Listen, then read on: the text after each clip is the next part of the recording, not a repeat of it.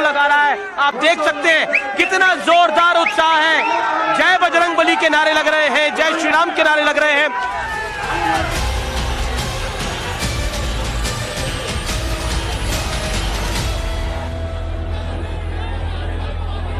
आज का हम पूरा दिन बिता रहे हैं गृह मंत्री अमित शाह के साथ कर्नाटक के अंदर।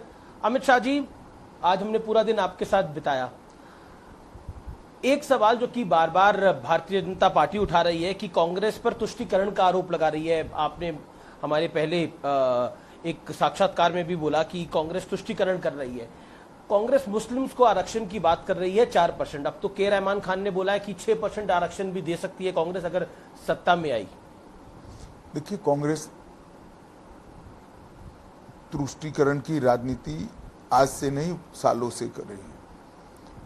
हमारे संविधान की व्यवस्था में धर्म के आधार पर आरक्षण का कोई प्रोविजन नहीं है। धर्म के आधार पर आरक्षण संविधान सहमत नहीं है।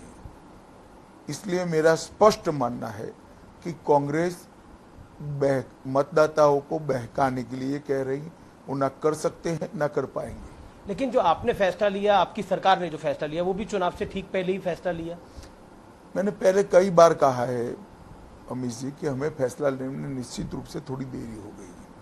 ये फैसला बहुत समय पहले ले लेना चाहिए था। मुस्लिम आरक्षण सिर्फ कर्नाटक की बात नहीं है, तेलंगाना में भी है। क्या आपको लगता है वहां उस राज्य में भी ये बड़ा विषय होगा? निश्चित रूप से तेलंगाना में भारतीय जनता पार्टी की सरकार बनने के बाद वहां पर भी हम मुस्लिम आरक्षण को समाप्त करेंगे। बजरंग बली यानी बजरंग दल का जो विषय है वो सिर्फ अब कर्नाटक तक सीमित नहीं है, वो उत्तर प्रदेश भी चला गया है, वो उत्तराखंड भी चला गया है, वो मध्य प्रदेश राजस्थान भी चला गया है, छत्तीसगढ़ भी चला गया है। एक पैन इंडिया इस पर रिएक्शंस देखने को मिल रहे हैं। आपकी रोड शोज में भी हमने देखा, वहां पे मैं भी बजरंगी के युवा जो है वो पोस्टर लेके घूम रहे हैं। और क्या आपको लगता है कि देश का विषय बन रहा है? देखिए, जिस तरह से कांग्रेस ने अपना घोषणा पत्र में हनुमान जी के नाम को अपमानित करने का प्रयास किया है, बहुत स्वाभाविक रिएक्शन इस देश के युवा और इस देश की जनता का आएगा ही आएगा। हनुमान जी के प्रति देश के कोने कोने में अटूट श्रद्धा पड़ी हुई है जी। ऐसे गुणों का व्यक्तित्व 10,000 साल के इतिहास में ढूंढ पाना ही संभव नहीं है। और उसके लिए इस प्रकार का अपमानित करने वाला घोषणा पत्र में जिक्र मैं नहीं समझ पाता कि कांग्रेस ने क्यों किया है। अब जनता का जो रिएक्शन है बड़ा स्वाभाविक रिएक्शन। पीएफआई और बजरंग दल को इक्वेट करना, देखिए, मैं तो इतना ही कह सकता हूं कि पीएफआई पर बैन हमने सोच समझ कर रखा है। पीएफआई देश विरोधी गतिविधियों में लिप्त पाई गई और आतंकवाद के प्रथम चरण तक उनके पहुंचने के सारे पर्याप्त सबूत सरकार के पास है। तब जाकर हमने इस पर बैन लगाया है। अब तुष्टीकरण करने के लिए कि पीएफआई पर बैन लगाया है तो बैलेंस करने के लिए भी कर दो। मैं नहीं मानता ये ठीक राजनीति है। बजरंग दल के कांग्रेस मैनिफेस्टो में उसका जिक्र होने से, उसका नाम लिखे आने से एक पोलराइजिंग इफेक्ट इलेक्शन में देखने को मिल रहा है। मुझे अभी तो आप पर बहुत इफेक्ट दिखती है। नहीं, मैं इसलिए ये सवाल पूछ रहा हूं क्योंकि यूसीसी की बात भारतीय जनता पार्टी ने करी। कांग्रेस कहती है कि ये एक पोलराइजेशन की कोशिश है लगातार। मैंने नहीं सुना कांग्रेस ने कब कहा, मगर कांग्रेस ने अगर ये कहा है तो ये जवाहरलाल नेहरू जी पर आरोप है, सरदार पटेल और मौलाना आजाद पर आरोप है।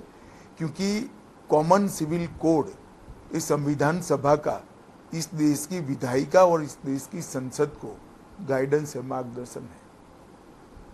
संसद के आर्टिकल के अंदर इसका जिक्र किया गया है कि इस देश में जब भी अनुकूल समय आए तब देश की विधायिकाओं ने और देश की संसद ने इस देश में कॉमन सिविल कोड लाना चाहिए। चुनाव से ठीक पहले यूसीसी का आना आपको नहीं लगता? चुनाव के पहले नहीं आया है। उत्तराखंड, गुजरात, उत्तर प्रदेश तीनों भारतीय जनता पार्टी की सरकार ने इस पर फैसला लिया है। तो हमारा जब चुनाव आएगा तभी घोषणा पत्र में आएगा। इसके पहले कैसे आ सकता है? पर कर्नाटक में 4 साल से आप ही का शासन था। नहीं, जब हमने निर्णय कर लिया तब इसको हम जनता के एजेंडे के रूप में लोगों के सामने रखे। जी, अब इस चुनाव में हमने भाषा की मर्यादा को गिरते हुए देखा। मल्लिकार्जुन खड़गे कांग्रेस पार्टी के सर्वोच्च नेता है, राष्ट्रीय अध्यक्ष है, उन्होंने जो बयान दिया प्रधानमंत्री को लेकर, उसके बाद उनके सुपुत्र ने बयान दिया, क्या आपको लगता है कि उसका भी एक इम्पैक्ट है?